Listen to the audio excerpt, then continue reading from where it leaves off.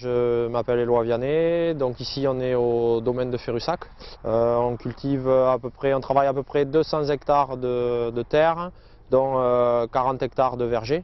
Donc l'orientation principale de l'exploitation aujourd'hui c'est la production de pruneaux, de pommes et de noix. Aujourd'hui on a des salariés toute l'année, avec un pic de saisonniers à entre 20 et 25 personnes selon les années dans les périodes de récolte, donc août, septembre, octobre, novembre, et ce qui représente à peu près un équivalent de 8 à 9 UTH, donc unités temps plein par an. Alors aujourd'hui, entre les stagiaires et les apprentis, je ne peux pas dire exactement, mais on a bien dû former entre 10 et 15 jeunes. Ça implique d'être agréé maître d'apprentissage, donc de faire un petit dossier pour l'inspection du travail avec la reconnaissance de notre expérience professionnelle qui nous permet d'être maître d'apprentissage. Et après, il y a aussi une partie pour l'inspection du travail qui est les documents pour l'utilisation du matériel dangereux. Donc aujourd'hui, quand on fait le contrat avec l'apprenti, on a ce document à remplir et à transmettre à l'inspection du travail pour que l'inspection du travail vise le document et donne son accord ou pas sur l'utilisation du matériel, la conduite d'engin, etc.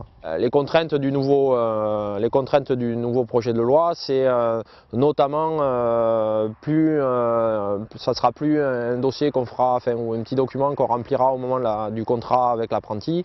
Ça sera un agrément sur 3 ans, si je me souviens bien, et avec un dossier très complexe à mettre en place, qui doit être présenté 2 mois avant l'embauche du premier apprenti, ce qui ne va pas être sans poser de problèmes administratifs et qui risque de décourager un certain nombre de gens qui prenaient des apprentis et qui sont pas trop affûtés sur les problèmes administratifs à gérer, etc.